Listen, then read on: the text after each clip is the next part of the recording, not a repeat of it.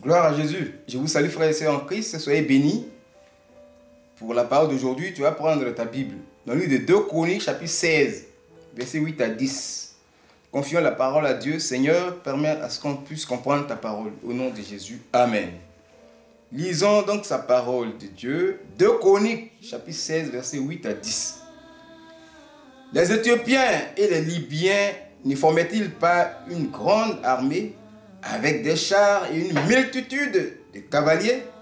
Et cependant, l'Éternel les a livrés entre tes mains parce que tu t'es appuyé sur lui.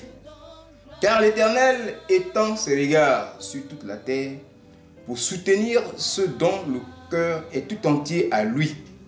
Tu as agi en insensé dans cette affaire, car dès à présent, tu auras des guerres. Asa fut irrité contre le voyant et il le fit mettre en prison parce qu'il était en colère contre lui. Et dans le même temps, Asa opprima aussi quelques-uns du peuple. Alléluia, gloire à Jésus.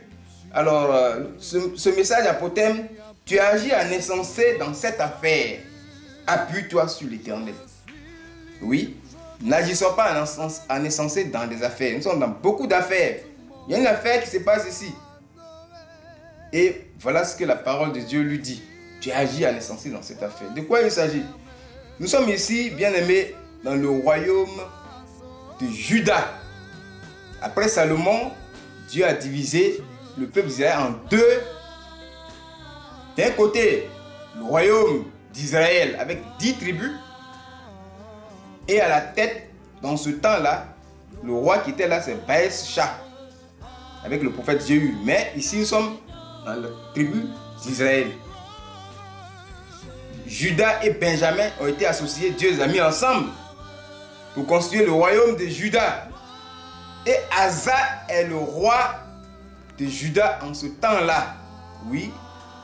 Bien aimé, oui, Asa a fait 41 ans. Il a régné pendant 41 ans. Il a duré sur le trône.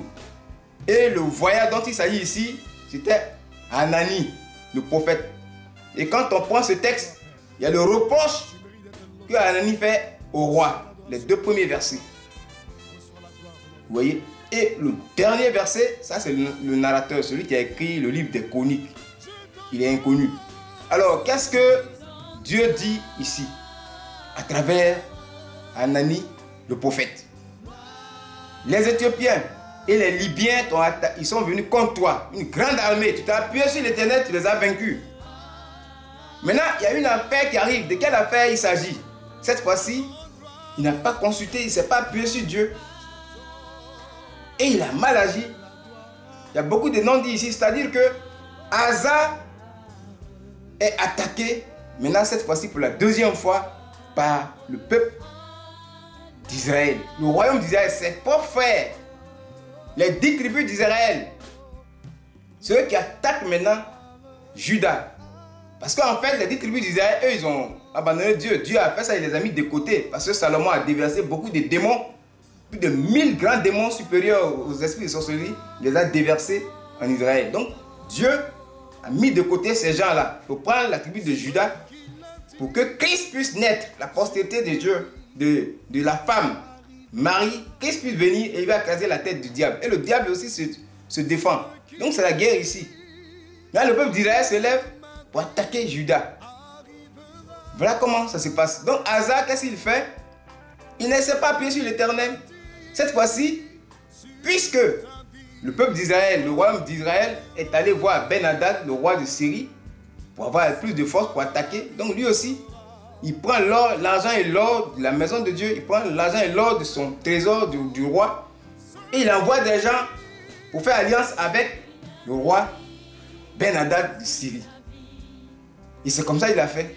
Et donc, quand le roi a vu l'argent, il a abandonné Israël, avec qui il était en alliance, pour passer du côté de Asa. Et ils ont vaincu Israël.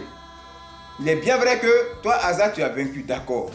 Mais qu'est-ce qui se passe? Il a réfléchi. Cette fois-ci, la différence entre Saül et Asa, c'est ça qui est là. Saül agit par la chair. Il savait. On lui a dit ce qu'il doit faire. Dieu lui a dit. Il savait ça, il n'a pas fait. Mais ici, là, Asa, Dieu ne lui a pas dit. il devait s'appuyer, il devait se confier à Dieu avant d'agir. Il a réfléchi. Cette fois-ci, il a réfléchi. Après avoir réfléchi, il ne s'est pas appuyé sur Dieu et il a agi en insensé. Il a eu la victoire, mais il y a quelque chose qui ne va pas. Son cœur n'est pas tout entier à l'Éternel parce qu'il a fait alliance avec le diable. Le roi de Syrie, Ben-Hadad, c'est le diable. Tu es dans le Seigneur et tu es dans le monde. Ton cœur n'est pas tout entier à Dieu. Dieu ne peut pas t'apporter le secours. C'est ce que le prophète a dit de lui faire, le reproche. Il faut que ton cœur soit tout entier à l'Éternel pour que l'Éternel vienne à ton secours. Son regard est sur toute la terre. C'est ce que la Bible dit ici. Il voit tout. Comme il a dit dans Job 34, verset 21. Il voit nos pas. Si tu es dans la maison de Dieu et que tu fais des alliances avec les gens du monde, bien aimé, ton cœur n'est pas tout entier à Dieu, tu n'auras pas le secours. Et par la suite, il est tombé malade, une grave maladie des pieds au verset 12. Et qu'est-ce qu'il avait? Il a consulté encore un médecin. Au verset 12, on dit qu'il allait voir le médecin et il est mort. Vous voyez? Il faut que ton cœur soit tout entier à l'Éternel. Vous voyez? Ne sois pas insensé. C'est-à-dire, oui, bien aimé, il ne faut pas agir de manière insensée. Celui qui est insensé, c'est celui qui vraiment est hors de son bon sens. Celui qui n'a pas un esprit sain. L'insensé, c'est celui-même qui, vraiment, oui, et on peut dire qu'il est fou, il est inconscient. Il a mal agi. Parce qu'il a fait alliance avec le diable. Vous voyez? C'est ça, on lui reproche. Quand tu es dans la maison de Dieu, il faut être entièrement dans la maison de Dieu. Il ne faut pas faire des affaires avec les gens du monde. Dieu t'a béni et voilà, tu vas tisser des affaires avec des gens du monde. Tes entreprises, les statuts et les règlements intérieurs de tes entreprises, il y a des gens du monde. Ils envoient l'argent du diable et toi tu envoies l'argent de Dieu. Ça ne peut pas marcher. Ton cœur n'est pas tout entier à l'Éternel. Et ça, s'il y a un problème, tu vas réussir, hein? Mais Dieu ne va pas t'apporter le secours s'il y a un problème. C'est pourquoi la Bible dit, celui qui réfléchit sur les choses trouve le bonheur. Ok, hasard, tu as trouvé le bonheur, tu as vaincu. Mais la suite, et le verset dit, celui qui s'appuie sur l'Éternel est heureux. Il faut réfléchir, d'accord? Tu as réfléchi, ton esprit t'a donné beaucoup de choses. Mais il faut t'appuyer sur Dieu. Il faut consulter Dieu dans toute affaire que tu fais. Il faut que ton cœur soit tout entier à l'Éternel. Il ne faut pas agir en insensé. C'est de ça il s'agit. Nous sommes dans la maison de Dieu. Oui, bien aimé, dès qu'il y a quelque chose qui se passe, il faut toujours consulter Dieu. Et chez nous, au ministère Chemin d'ici, il y a une bonne manière de consulter Dieu. Il y a les éléments, c'est la meilleure manière même d'agir. Il y a les éléments et puis il y a le service de communication. Donc, il ne faut pas chercher autre chose ailleurs pour venir compléter sur ce que tu as. C'est ce qu'Asa a fait. Et ça n'a pas plu à Dieu. Il a vaincu, mais après la suite, il est tombé malade des pieds au verset 12. Il a souffert une grande souffrance, maladie des pieds. Qu'est-ce qu'il fait? Il va consulter le médecin. Le mot médecin est sorti au verset 12. Il n'a même pas appelé le prophète pour dire qu'est-ce qui se passe dans ma vie.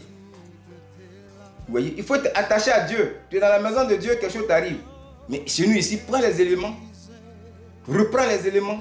Consulte l'Éternel avec les éléments. Si ça ne va pas bien au service de communication, tu vas expliquer finalement. Mais il ne faut pas chercher d'autres choses ailleurs. Là, ton cœur n'est pas tout entier à l'Éternel. Il ne va pas venir à ton secours. Et là, tu vas agir en insensé. Dans tout ce que tu entreprends. Bien aimé, il faut mettre Dieu dedans. Il faut consulter d'abord l'Éternel avant de faire toute affaire.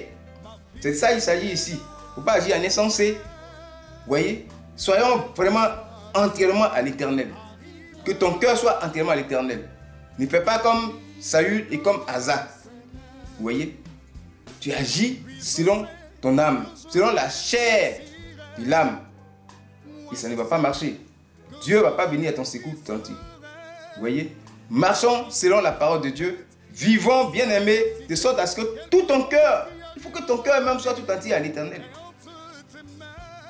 Pour pas être dans la maison de Dieu et appartenir encore à d'autres, je peux dire même, surtout les traditions. Ça nous fatigue trop, nos traditions. Les fêtes de génération. Tu envoies ton argent, mais ton cœur n'est pas à Dieu. Ici, là, Asa a envoyé de l'argent, il n'est pas allé voir le chef lui-même, il a envoyé de l'argent. Surtout les cérémonies de mort. Faites très attention. L'organisateur, même celui qui est concerné là, il faut lui envoyer ton argent. Il y a souvent des associations, on dit si quelqu'un meurt, on envoie 10 000, on envoie 5 000. Vous vous réunissez chez quelqu'un même qui n'est même pas avec Dieu, Tu déposes ton argent là-bas et ils prennent tout cet argent. Ils amènent ça dans un cercle de sorcellerie. C'est tout. Et puis tu ne vas pas évoluer. Il faut les dépasser. Va, celui même qui est concerné là, tu lui donnes ton argent, c'est mieux.